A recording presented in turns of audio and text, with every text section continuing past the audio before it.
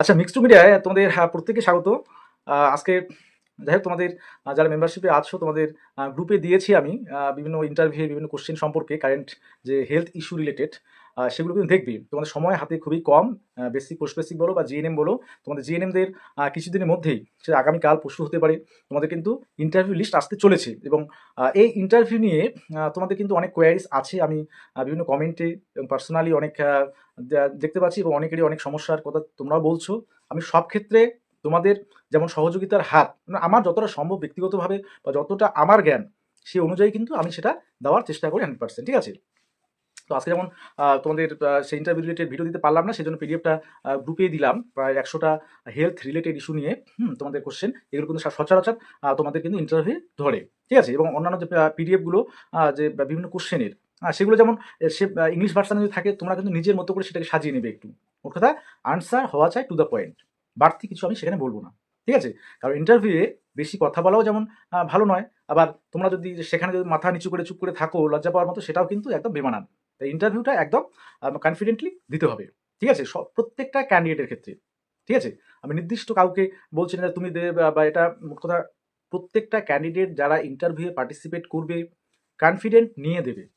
ঠিক আছে? যে হ্যাঁ, আমি এটা পারবো বা আমি তোমাদের আমি এর আগেও বলেছি যে তোমরা ওয়ার্ডে যখন কাজ করো তো ওই ওয়ার্ডের মতো করে যাবে যে আমি ওয়ার্ডে প্রবেশ করছি, হয়তো ডাক্তারবাবুরা আছেন এখানে, আমি পেশেন্টের হিস্ট্রি সম্পর্কে ডাক্তারবাবুকে জাস্ট জানিয়ে আসবো।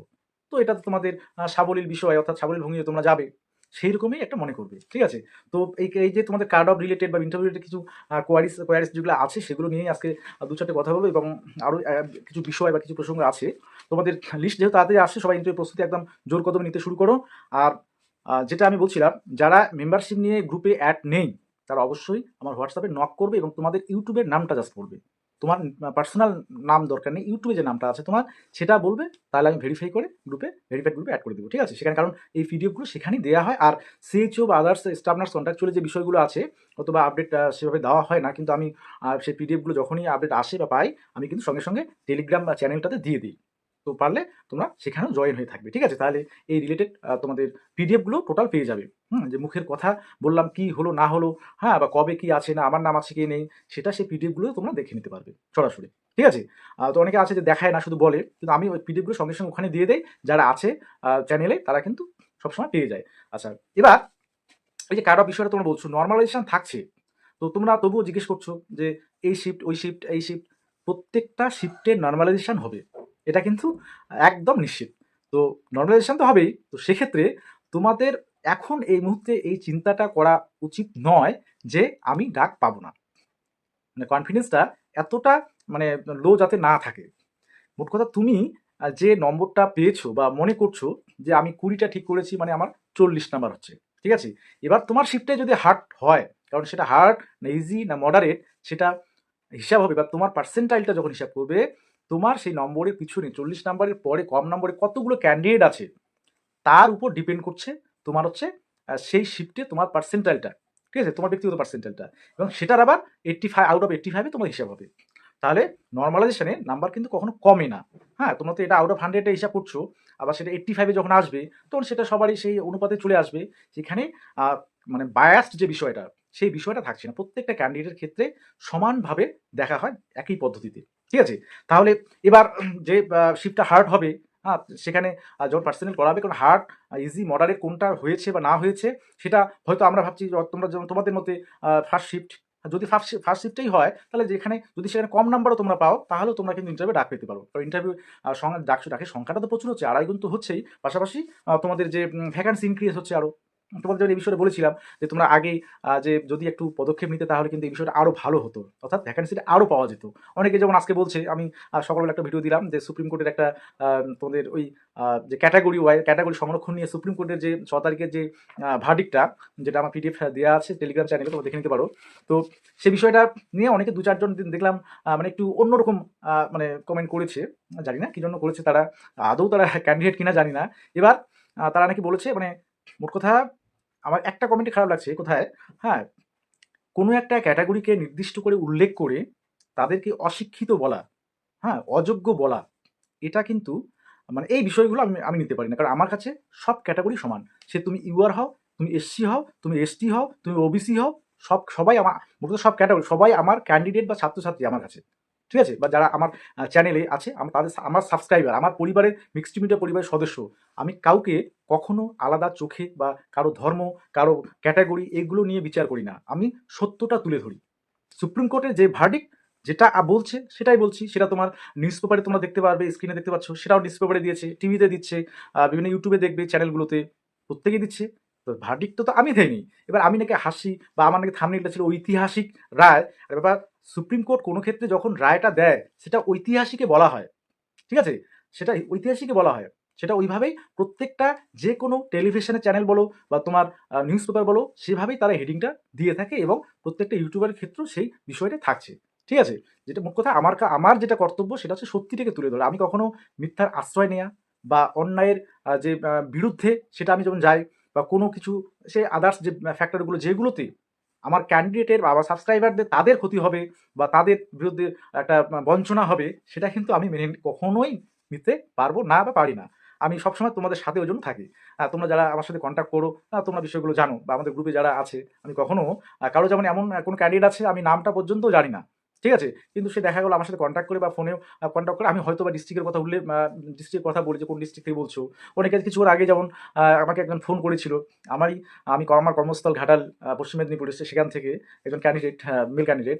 তো তার কিছু শুনলাম, মানে মোট কথা সুবিধা অসুবিধা, তাকে কিছু বললাম। মোট কথা আমি যেগুলো বা যাদেরকে যারা আমার সাথে কন্ট্যাক্ট করে, আমি কখনো কাউকে কোনো খারাপ যেমন পরামর্শ দেই না বা কোনো ক্যান্ডিডেটকে আলাদা করে যে আমি মানে তাকে যে একটা স্পেশাল গুরুত্ব দিব, সেটাও কিন্তু আমার ক্ষেত্রে বা আমি সেগুলো দিই না। আমাদের সবাই সমান, ইকুয়াল, এই বিষয়টাই আমি কিন্তু সবসময় মাথায় রাখি। তো সেক্ষেত্রে তারা যখন বলছে ভার্ডিক্টটা হয়তো আমি দিয়েছি, আমি নাকি হাসতেছি, হ্যাঁ, এবার হচ্ছে আমি খুশি হয়েছি। আর বাবা, এখানে খুশি হয় না, সত্য যেটা সেটাই আমরা, আমাদের দায়িত্ব তো সত্যটাকে তুলে ধরা তোমাদের সামনে। আচ্ছা, একটা রেজাল্ট দিল, আমি কি তাহলে সত্যটা বলবো না যেন রেজাল্ট দেয়নি? এবার কোনো যদি কি বলে, এবার যে কমেন্ট করেছে বা যারা কমেন্ট করেছে দু একজন, তাদেরকেও তো আমি চিনিও না। এবার হচ্ছে তারা যাই হোক কমেন্ট করেছে, দেখি প্রত্যেকটা ভিডিও প্রায় একটু অন্য ধরনের কমেন্ট করে। এবার অনেকেই যেমন আমাকে অবাক লাগছে, আমি ডব্লিউবিএইচআরবির সেক্রেটারি স্যারের যে সাহায্যে, যেমন অনেকেরই ক্যান্ডিডেট তোমরা আছো গ্রুপে বা ছিলে, তোমাদের যে প্রথম দিকে যে ওই বিষয়গুলো ছিল যে স্ট্যাটাস চেঞ্জ হচ্ছে না অথচ কারেকশন শুরু হয়ে গেছে, সেটা আমি কিন্তু স্যারের সাথে কথা বলে সেটা কিন্তু তোমাদের মোটামুটি সলভ হয়ে গেছিলো। তো সেখানে আমি দেখিনি কে এসসি, কে এসটি, কে ইউআর, কে ওবিসি। যেমন ওবিসিদের সমস্যা হলো, তাদেরকে আমি বলেছিলাম যে তোমাদের সে অফিসে গিয়ে তোমরা সেই বিষয়টা নিয়ে আলোচনা করো, প্রত্যেকে যাও। তাদের গ্রুপে কিন্তু আমি এটা অ্যাড হয়ে বলেছিলাম সেই বিষয়টা, ঠিক আছে। যাই হোক, তারা পরবর্তীতে কী করেছে জানি না, কিন্তু আমি সেই বিষয়টা বলেছিলাম। আমি সবার ক্ষেত্রে মোট কথা, যে যখন যারা বিপদে পড়বে, তাদের বিপদে আমি সর্বদাই আছি। সে যে কোনো ক্যাটাগরি হোক, মোট কথা ক্যান্ডিডেট হলেই হলো আমার, তার পরিচয় ক্যান্ডিডেট, নার্সিং ক্যান্ডিডেট। যদি তার বিরুদ্ধে অন্যায় কোনো হয়, আমি আছি। কেউ না থাকলে, কেউ যদি না থাকে, শুধু আমি একাই থাকবো, ঠিক আছে। তো সেক্ষেত্রে সেটা নিয়ে, কারণ আমার গ্রুপে তো অনেক ক্যান্ডিডেট আছে, আমার গ্রুপে মেম্বারশিপে অনেক ক্যান্ডিডেট আছে। তো তাদেরকে কি কখনো আমি আলাদাভাবে কাউকে বলি যে তুমি অমুক না, তুমি পারবে না, বা এটা সবসময় মোট কথা পজিটিভ মাইন্ড নিয়ে চলতে হয়, ঠিক আছে। এবার কোনো কিছু কমেন্ট করতে গেলে একটু টার্মস অ্যান্ড কন্ডিশন নিয়ে করতে হয়। যারা এই বিষয়গুলো করে, যাই হোক জানি না কি উদ্দেশ্য করে, সেই বিষয়ে মাথা ঘামিও না, ঠিক আছে। আমি মোট কথা ডোন্ট কেয়ার যাকে বলে, ঠিক আছে। আমি রাজনৈতিক দলকেও পাত্তা দিই না, এগুলো কমেন্ট তো দূরের কথা। যাই হোক, তো ইন্টারভিউ শোনো, প্রত্যেকে ইন্টারভিউ ভালো করে দিতে হয় প্রত্যেকেরই। লিস্ট আসছে, ভ্যাকান্সি বৃদ্ধি পাচ্ছে, একদম কনফিডেন্ট থাকবে যে সে যে কোনো যে নাম্বারই তোমাদের বর্তমানে তোমরা ধরে নাও না কেন, তো সবারই কম বেশি সুযোগটা থাকছে। এবার কতগুলো সিট ইনক্রিজ হবে সেটা জানা নেই, কিন্তু রেশিওটা জানা আছে যে 2.5 গুণ ডাকবে ভ্যাকান্সির, ঠিক আছে। তো অনেকেই ডাক পাচ্ছ, সে ইউআর হও, এসসি হও, এসটি হও, ওবিসি এ হও, ওবিসি বি হও বা পিডাব্লিউডি ক্যান্ডিডেট হও, প্রত্যেকের ক্ষেত্রে সিট ইনক্রিজ হবে, ঠিক আছে। তো এটা যাই হোক, বলার এই বিষয়গুলো ছিল। তারপরে দেখি কাল থেকেই মোট কথা তোমাদের ইন্টারভিউ আবার জোরদার প্রস্তুতি তো হচ্ছেই, ভিডিও থাকছে, পাশাপাশি পিডিএফ থাকছে, কারণ বৃষ্টিতে সময় বেশি নেই। হ্যাঁ, এবার অতগুলো কোশ্চেন তোমাদেরকে বোঝানো বা এসে করা, সেটা একটু মানে একটু সমস্যা দেখা দেবে। অবশ্যই আমি গুগল মিটের মাধ্যমে তোমাদের মক ইন্টারভিউ নেব, ঠিক আছে।